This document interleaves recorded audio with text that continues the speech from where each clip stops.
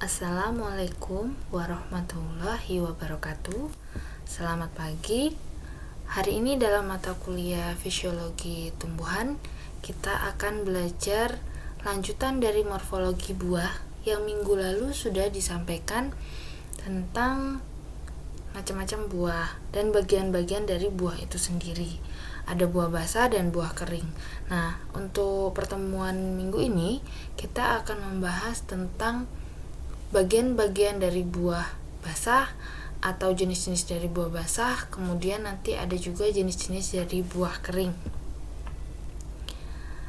Selanjutnya kita akan bahas dulu buah basah.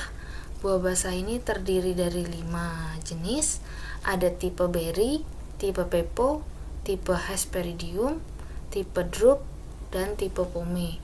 Masing-masing tipe ini nanti ada contoh-contohnya. Nah, buah basah sendiri ciri utamanya adalah dia memiliki mesokarp yang tebal gitu. Beda dengan buah-buah kering yang biasanya mesokarpnya itu lebih tipis. Buah basah ditandai dengan kandungan air yang lebih banyak sehingga saat dia sudah dipanen dia akan tetap segar.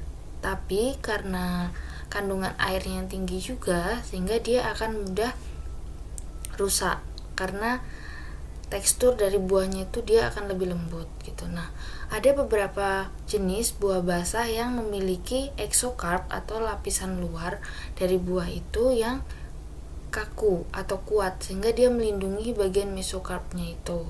Nanti buah itu termasuk di dalam tipe apa, kita akan membahasnya. Untuk yang pertama ada tipe berry. Meski namanya tipe berry, tapi tidak semua termasuk dalam yang bernama berry, misalnya strawberry atau blueberry atau cranberry gitu, enggak. Tapi berry di sini adalah buah yang perikarpiumnya tetap basah, lunak dan berair, begitu. Perikarp di sini adalah lapisan atau kulit dari buah itu. Jadi tetap kulit bagian luar itu tetap basah, lunak dan berair. Terlihat bahwa buah ini termasuk buah yang berair atau tipe basah gitu. Nah, cirinya seperti apa kalau tipe berry? Cirinya yang pertama, seluruh perikarp atau kulit buah, daging buah meskipun kulit terkadang keras namun sangat tipis sehingga presentasinya kecil. Ini adalah contoh buahnya, ada buah tomat, anggur, dan alpukat. Kalau misalnya tomat dan anggur kan memang karena kita tahu kulitnya sangat tipis sehingga beberapa orang itu kadang hanya mencuci kemudian tidak mengupasnya langsung dimakan gitu aja. Berbeda dengan alpukat, meski dia terlihat memiliki kulit, namun kulitnya ini sangat tipis sehingga presentasinya itu kecil, bisa dikupas kemudian dimakan, tapi walaupun dikupas pelan-pelan juga gitu.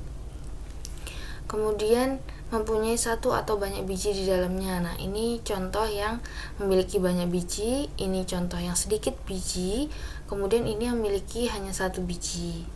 Walaupun satu tapi dia dalam ukuran yang besar. Kalau ini walaupun banyak tapi ukurannya kecil-kecil. Sementara ini tidak beda jauh sama tomat, namun dia ukurannya dia agak lebih besar daripada tomat. Kalau tomat ini kita akan susah memisahkan antara biji satu dengan biji lainnya, tapi kalau anggur ini mudah dipisahkan meskipun dia menempel pada bagian tengah dari buahnya. Ini tadi tipe berry. Kemudian selanjutnya ada tipe pepo. Apa itu pepo? Tipe pepo adalah buah basah yang memiliki exokarpium atau kulit buah yang keras. Cirinya adalah lapisan tengah dan lapisan dalam menyatu membentuk daging buah. Misalnya pada semangka, labu, dan mentimun. Tadi sudah saya sebutkan di awal bahwa ada buah-buah basah yang memiliki lapisan luar atau exokarpium yang keras sehingga dia melindungi daging buahnya. Daging buah basah ya maksudnya gitu. Contohnya adalah semangka. Kita tahu bahwa lapisan luar semangka itu keras. Jadi kalau misalnya ketika panen itu dilempar, ditangkap kayak gitu dia nggak akan rusak. Beda dengan tomat. Kalau tomat itu perlu penanganan yang lebih optimal itu dibanding dengan tipe pepo ini. Ada semangka, kemudian labu, timun, dan melon. Nah, kelebihan dari mereka ini walaupun termasuk tipe basah, tapi dia bisa bertahan lebih lama dibanding tipe berry tadi. Dia memiliki kulit yang kaku sehingga dia memiliki jangka waktu yang lebih lama, atau perishable, buah yang gampang rusak itu dia bisa ditekan kayak gitu. Kita tahu bahwa si labu ini bisa bertahan hingga berbulan-bulan setelah dipanen gitu, karena dia memiliki lapisan luar yang keras gitu. Melon juga begitu, semangka juga begitu. Berbeda dengan timun. Kalau misalnya timun ini dia kalau sudah dipanen berapa lama kayak gitu dia akan keriput biasanya. Walaupun dia masih bisa dimakan di bagian dalamnya, tapi bagian luarnya dia keriput karena kulit dari si mentimun ini lebih tipis daripada kulit semangka, labu, dan melon. Ini tadi tipe pepo. Selanjutnya ada tipe dari Hesperidium. Nah, masih sangat awam dengan tipe-tipe ini, tapi kita akan bahas juga tipe Hesperidium ini buah basah yang eksokarpiumnya bisa atau mudah dipisah dari mesokarpiumnya, atau kulit buahnya itu bisa dipisah dengan daging buahnya gitu. Cirinya adalah lapisan kulit yang tebal dan mengandung zat warna. Yang kedua, lapisan tengahnya banyak mengandung ruang antar sel. Lapisan dalamnya terdiri atas jaringan dengan kantong-kantong jus. Kemudian buah ini memiliki sel-sel yang mengandung minyak di bawah kulit.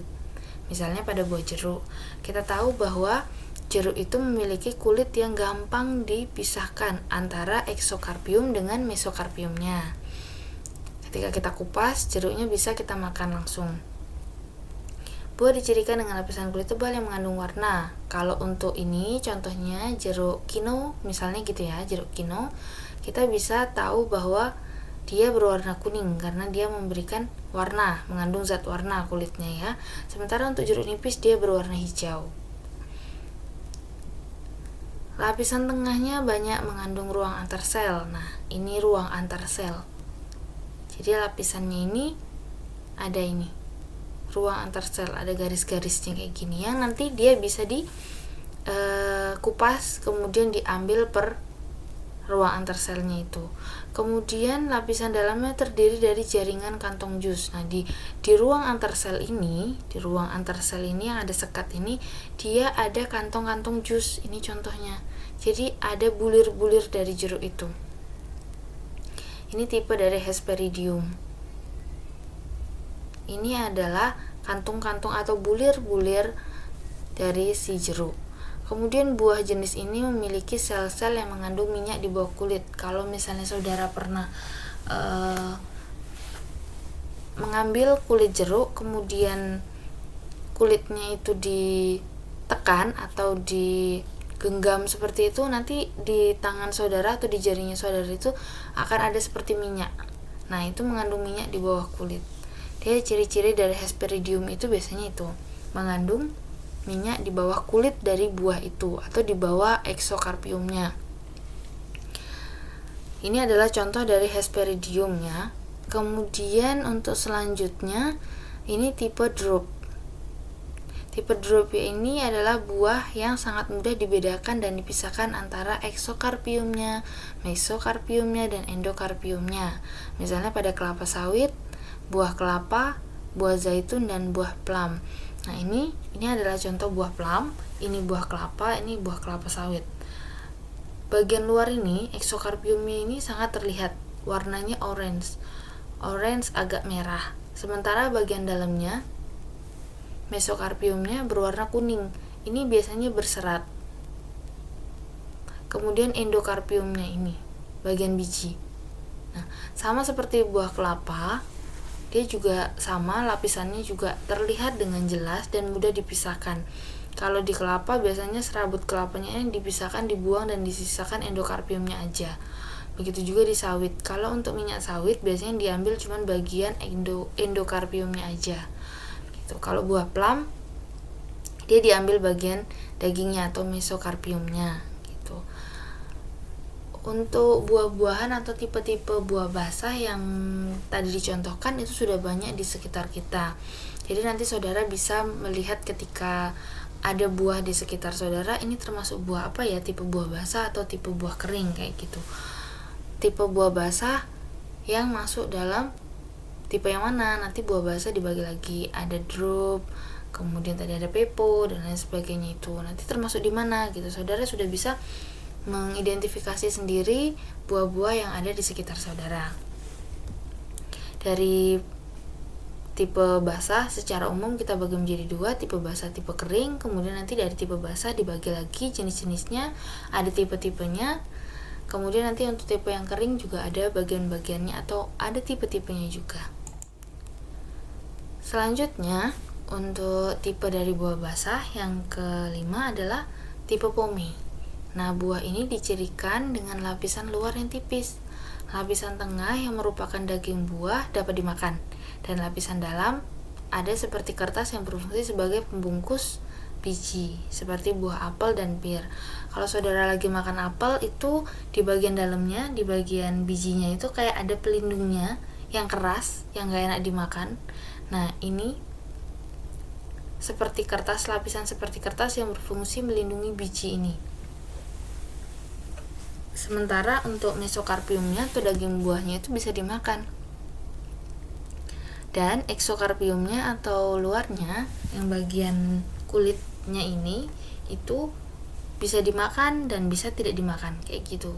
Luarnya sangat tipis, jadi bisa langsung dimakan. Kalau tadi tipe buah beri juga memiliki lapisan yang tipis atau eksokarpium yang tipis, namun dia tidak memiliki pembungkus biji atau lapisan dalam seperti kertas yang berfungsi melindungi biji.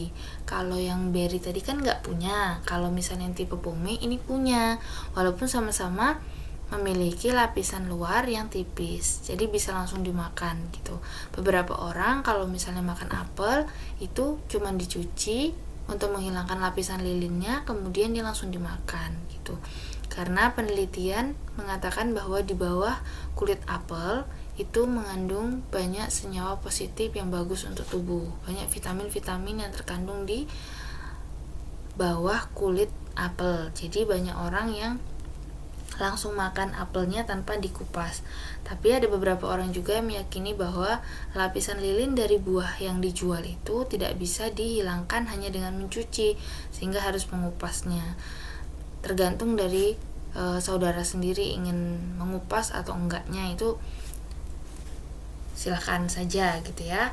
Boleh pir atau boleh apel, itu silakan saja mau dikupas atau enggak gitu. Tapi yang jelas di sini kita akan belajar, kita mempelajari bahwa tipe pome itu mirip dengan tipe beri, sebenarnya memiliki kulit yang tipis. Hanya saja kalau tipe pome ini ada ciri khusus, yaitu ada lapisan kertas yang berfungsi melindungi biji sebagai pembungkus ya.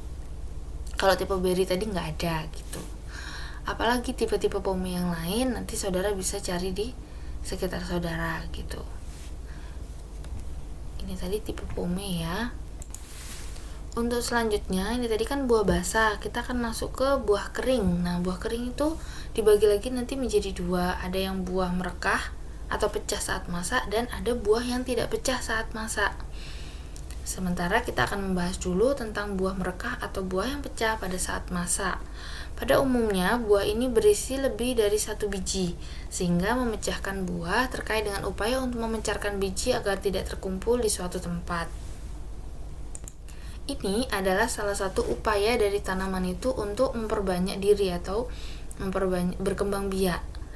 Dia nggak mau tanamannya itu atau generasi selanjutnya itu hanya terkumpul di satu tempat, sehingga dia mau memecahkan bijinya agar bisa menyebar di berbagai tempat kayak gitu. Semakin tinggi tumbuhan atau pohon, dia akan memiliki daya pencar atau daya pecahnya itu semakin luas gitu. Ini adalah salah satu keunikan dari tanaman. Jadi dia bisa berkembang biak di tempat yang jauh dengan kemampuan dia sendiri gitu. Memang bisa dibantu dengan bantuan binatang seperti burung misalnya, kemudian binatang-binatang pemakan buah itu juga bisa.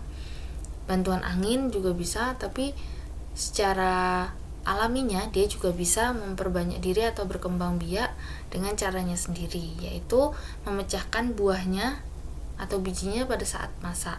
Nah, buah kering ini yang pecah saat masak dibagi lagi menjadi 4. Ada tipe 4 buah yang pecah saat masak. Yang pertama buah legum atau polong-polongan.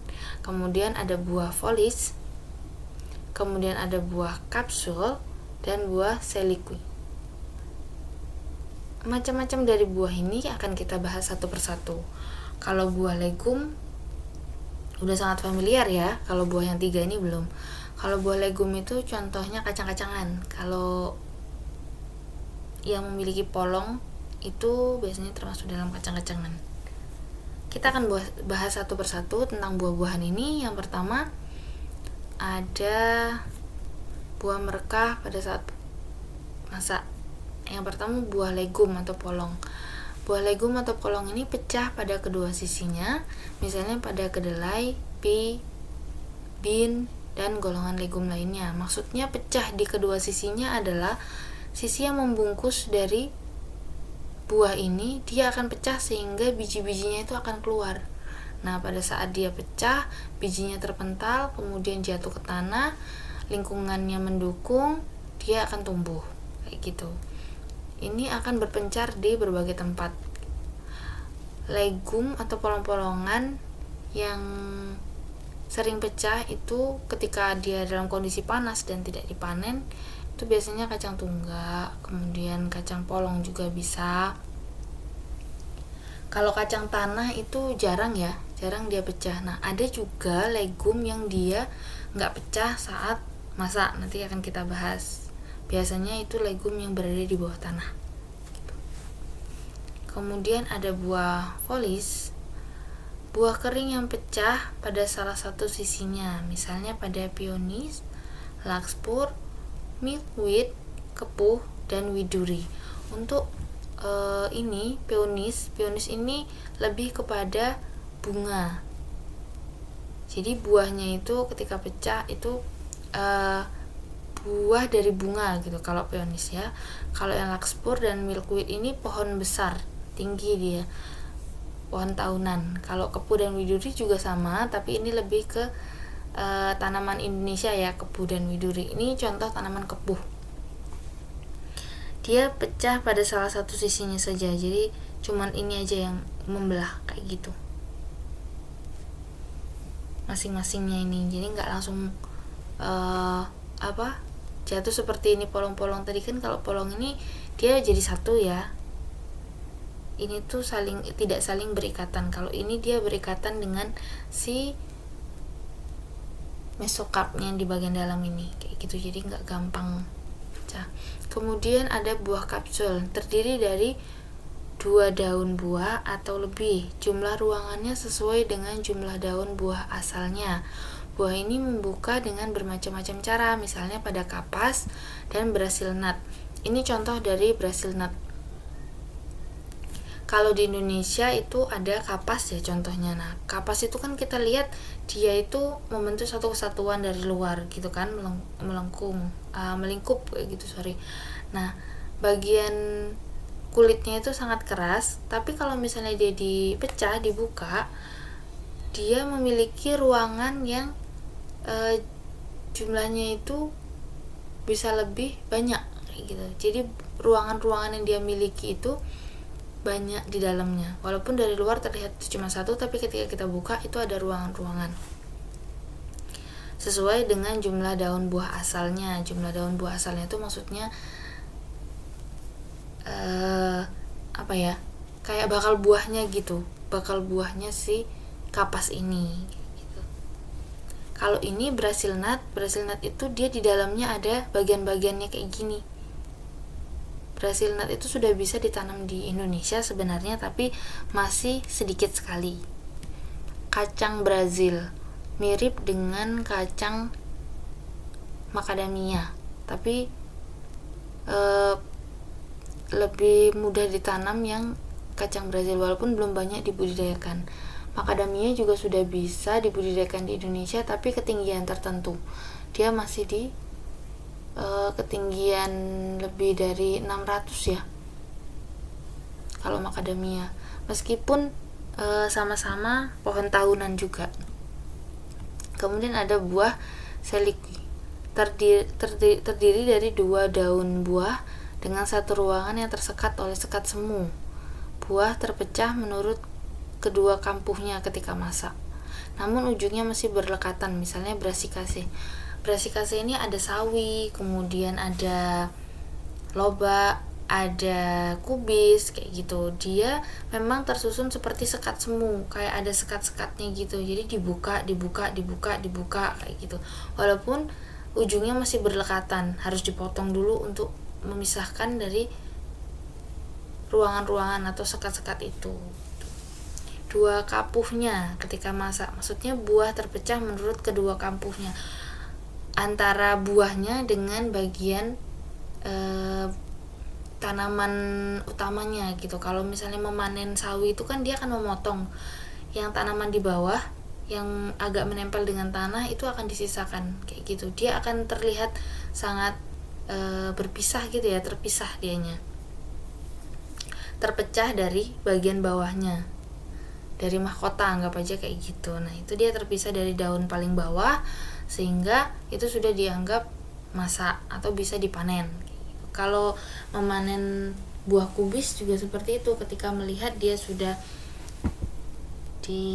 terpisah dengan bagian kapu bawahnya, dia sudah bisa dipanen kayak gitu. Ini tadi buah merekah atau pecah saat masak. Kita akan bahas lagi tentang buah kering yang tidak pecah pada saat masak. Nah, buah kering ini disebut juga buah sejati tunggal, terbentuk dari satu bunga dengan satu bakal buah yang berisi 1 biji atau lebih. Dia hanya terbentuk dari satu bunga dan satu bakal buah. Jadi setiap buahnya itu memiliki satu bakal biji, memiliki 1 biji atau lebih. Walaupun lebih mungkin ya kecil-kecil kayak gitu. Ada 5 macam buah. Yang pertama buah akne, buah karyopsis, buah samara, buah schizocarp, dan buah nut. Kita akan bahas satu-satu. Buah akne, buah yang paling kecil dan memiliki kulit biji terpisah dari perikarpiumnya. Misalnya pada bunga matahari, perikarpium itu adalah kulit atau lapisan yang membungkus semuanya, gitu perikarpiumnya. Dan dia ini terpisah dari bunga mataharinya, kayak gitu. Misalnya pada bunga matahari. Jadi biji-biji bunga matahari ini dia terpisah dari si perikarpiumnya, dari lapisan yang melindungi biji matahari ini. Kalau misalnya kita amati di bunga matahari itu kan pertamanya tuh ada bunga, kemudian di bagian tengahnya itu ada kayak biji-bijinya itu. Nah ketika diambil, jadi ketika dia sudah mulai masak, kita harus mengambilinya. Jadi bunganya diambil, dipotong, kemudian dipukul-pukul agar bijinya itu lepas dari perikarpnya. Tapi buah ini meskipun sudah kering, dia nggak akan lepas, nggak akan pecah dari si bunga matahari. Paling ada yang rontok beberapa saja gitu. Nggak akan semuanya tuh bareng-bareng lepas kayak gitu. Jadi ada usaha kita untuk memotong, kemudian kita pukul-pukul bunga mataharinya supaya si biji bunga matahari atau biasa yang disebut dengan kuaci itu jatuh kayak gitu. Kemudian ada bunga karyopsis, buah yang kecil, kulit biji bersatu dengan perikarpiumnya, misalnya pada padi, jagung, dan sorghum. Buah yang kecil, kemudian kulit biji bersatu dengan perikarpiumnya, misalnya pada padi, sorghum, dan jagung. Pernah ngamati nggak ketika si perikarpiumnya jagung itu menempel langsung kepada kulit biji? Kulit biji di sini adalah yang membungkus si biji. Kalau di jagung itu perikarpiumnya dengan si kulit bijinya itu jadi satu, karena bijinya gede sekali. 1 biji jagung itu dilapisin oleh 1 perikarpium dan kulit bijinya nempel kayak gitu. Beda sama buah basah. Kalau buah basah itu perikarpiumnya di bagian dalam yang melindungi biji atau kulit bijinya itu dengan lapisan luarnya, exocarpnya itu tuh berpisah. Tapi kalau misalnya di buah kering itu menjadi satu. Sama di padi juga kayak gitu. Kalau misalnya digabah, dibuka, itu dia akan nempel si kulit padinya itu dengan biji padinya, gabah yang putih itu ya. Nah, itu adalah contoh buah Caryopsis. Kemudian ada buah Samara, buah yang bijinya bersayap, misalnya pada maple tree, elm, dan ash. Nah, ini adalah buah-buah yang berasal dari bunga tanaman tahunan. Ini adalah maple tree, ini di luar negeri ya, ashnya gitu. Misalnya bijinya bersayap. Kalau di Indonesia mungkin termasuknya mahoni. Mahoni itu bijinya ada lapisan luarnya yang dia bisa terbang, atau ketika tertiup angin dia bisa lebih jauh terbangnya. Itu salah satu contohnya. Kemudian ada lagi buah schizocarp, buah gabungan dari 2 perikarpium dan terpisah sewaktu masak, misalnya pada wortel dan seledri. Gabungan dari 2 perikarpium. Maksudnya di sini adalah perikarpium yang ada di tangkai dan ada di buahnya itu. Gitu. Kalau di seledri itu biasanya di jaring batang bawah. Di batang bawahnya itu ada kayak lapisan yang dibuang gitu loh. Kalau tanaman seledri kita panen, di bagian bawahnya itu dia kayak ada batang yang memang harus dikupas kayak gitu agar seledrinya itu bisa lebih bersih gitu. Itu adalah gabungan dari 2 perikarpium. Kemudian ada buah nut, buah yang agak besar dengan ovarium keras, misalnya pada chestnut, oak, dan walnut. Buah nut ini buah-buahan kacang-kacangan ya, kacang-kacangan tapi kacang-kacangan tahunan. Kalau tadi kan polong-polongan, kalau ini adalah kacang-kacangan yang keras, ovariumnya keras kayak gitu. Jadi kalau mau makan ini perlu pengolahan yang lebih optimal lagi, lebih maksimal lagi gitu dibanding dengan kacang-kacangan yang ada di Indonesia atau kacang-kacangan yang kita biasa sebut dengan kacang tanah, kemudian kedelai kayak gitu. Itu kan biasa ya pengolahannya tuh hanya untuk membuka kulitnya saja kemudian kita olah. Tapi kalau ini untuk membuka kulitnya saja dia butuh usaha yang lebih gitu, karena kulitnya sendiri keras ditambah dengan ovariumnya juga keras, sehingga perlu teknik khusus dalam mengolah buah nut ini. Tadi kita sempat bahas buah atau polong-polongan yang ketika dia matang tidak pecah. Itu adalah contohnya kedelai kacang tanah. Dia nggak pecah saat matang gitu. Dan dia termasuk dalam buah akne, terpisah dari perikarpiumnya gitu ya. Nah, ini tadi adalah buah kering dan buah basah yang sudah kita bahas. Semoga bermanfaat untuk saudara. Jangan lupa absen di Sunan. Nanti kalau misalnya ada yang mau ditanyakan, silahkan melalui WhatsApp grup atau di Sunan. Saya akhiri, wassalamualaikum warahmatullahi wabarakatuh.